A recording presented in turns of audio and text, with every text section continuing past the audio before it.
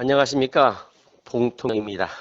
오늘은 앞에서 예고 드린 대로 어떻게 하면 아이를 많이 낳게 할 수 있는가에 대하여 말씀드리겠습니다.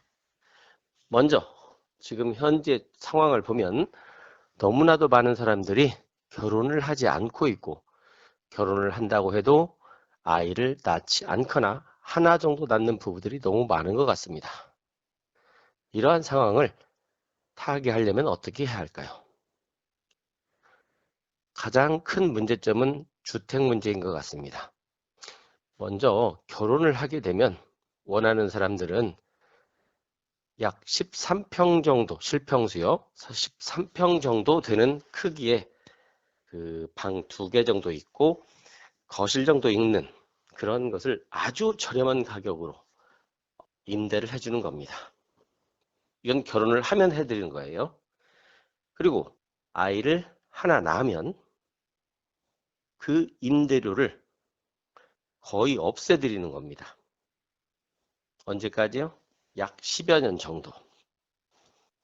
그러면 부담이 엄청 줄어들겠죠? 또 아이를 둘을 낳으면 아파트나 빌라와 같은 곳, 그런 곳을 20평대를 무상으로 10년 정도 내지는 20년 정도를 무상으로 빌려드리는 겁니다. 아이를 셋을 낳으면 30평대, 넷을 낳으면 40평대 아파트를 무상으로, 셋인 경우에 20년, 넷인 경우에는 30년까지도 무상으로 빌려드리는 겁니다. 그러면 이 많은 주택들에 대한 재정은 어떻게 할까? 이런 문제가 생길 수 있습니다. 지금 현재 재개발 또는 재건축 등을 통해서 서울을 뿐만 아니라 전국적으로 많은 아파트들이 지어지고 있습니다. 그러한 아파트들의 용적률을 조금 더 올려주고, 그 용적률 올려준 거에 대한 몇 퍼센트, 즉 예를 들어서 500세대를 지을 수 있는 걸 용적률을 올려서 600세대를 지어주게 하고, 그 100세대 늘어난 부분 중에 10세대는 국가로 이러한 부부들을 위해서 기부채납하게 하는 겁니다. 어떤 분들은 그러면 당장에 그 많은 집들을 어떻게 감당합니까? 하지만 여러분, 아이 낳는데 뭐 하루 이틀에 되는 일은 아니잖아요. 아이를 낳으려면 최소한 10개월은 있어야 됩니다.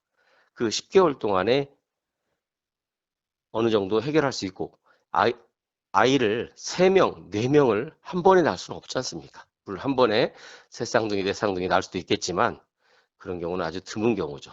그래서 이런 경우를 대비해서 지금부터 차근차근히 준비를 해 나간다면 될 것입니다. 물론 이걸 하다 보면 많은 문제점들이 생길 수 있습니다. 이혼한 부부는 어떻게 할 것이냐, 또는 재혼을 해서 아이가 넷이 되면 어떻게 하느냐, 이런 문제 등 여러 가지 재반 문제들을 충분히 연구를 해서 이 문제를 해결한다면 아마 특히 그 집 문제 때문에 고민하시는 많은 그런 분들에게는 엄청난 해결책이 될 것이고, 집값이 올라갈 일이 없겠죠.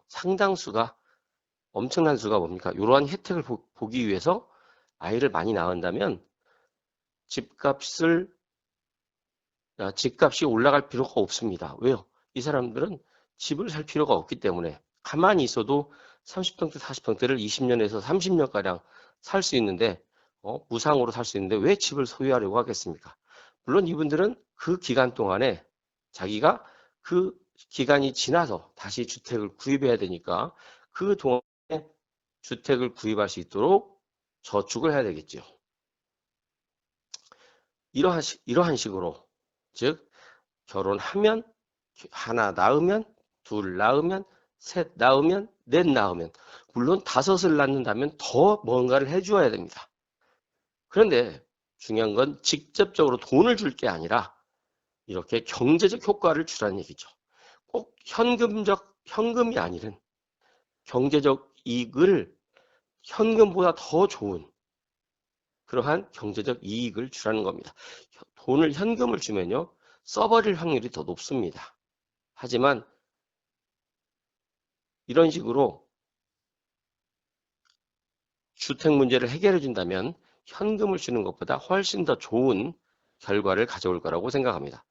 아까도 말씀드렸지만 이러한 것을 해결하는 데 있어서 여러 가지 문제점이 있어요. 그러한 문제점들은 차분차분 해결을 할 수 있도록 연구를 해야 됩니다.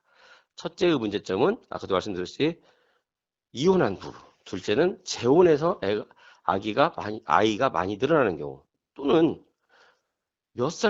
부부가 몇 살까지 아이를 인정해 줄 것이냐.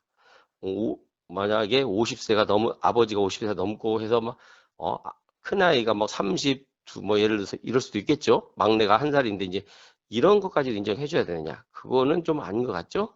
그래서 이런 것들을 전부 재반적인 문제를 이야기해야 될 것입니다. 또한 이 사람들이 20년 또는 30년 후에 자기 집을 가질 수 있도록 아까도 말씀드렸지만 저축을 해야 된다고 했어요.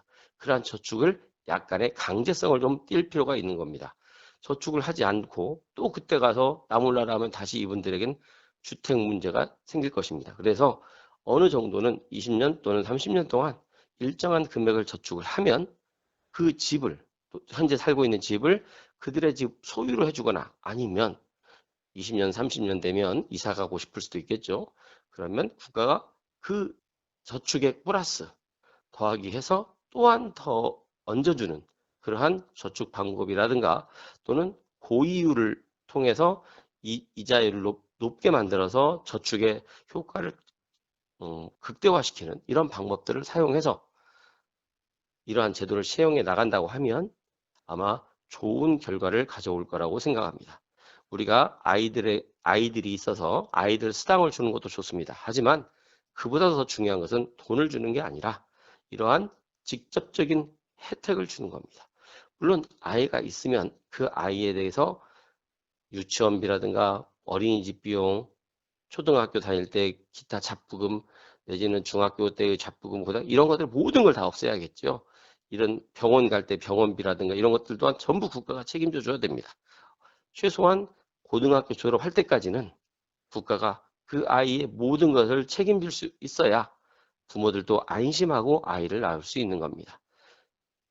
성적 지상주의 우리가 하지 말자고 하지만 그건 어쩔 수가 없어요. 공부를 시키고자 하는 부모의 마음 저도 충분히 이해합니다.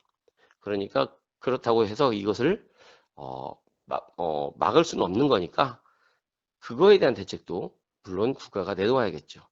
그래서 앞으로 이 아이가 행복하게 살아갈 수 있는 방법이 뭔가 그걸 또 연구를 해야 될 것입니다. 일단 오늘은 아이를 낳으면 어떠한 혜택을 줄 것인가에 대한 아주 짧은 생각을 말씀드렸습니다. 차후에 더 많은 이야기를 해드리고 오늘은 여기서 마무리해 보겠습니다. 감사합니다.